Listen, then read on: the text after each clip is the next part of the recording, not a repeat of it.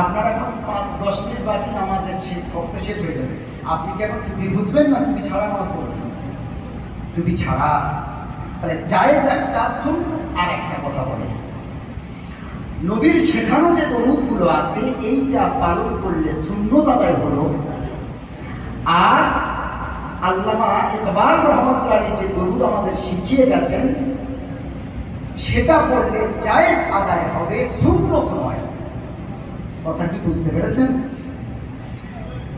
জায়েজ আদায় হলো, সুন্নতটা হলো না। তাহলে সুন্নত আলাদা, জায়েজ আলাদা। আবারও বুঝেন, সুন্নতের সাথে জায়েজকে মেলালে হবে না।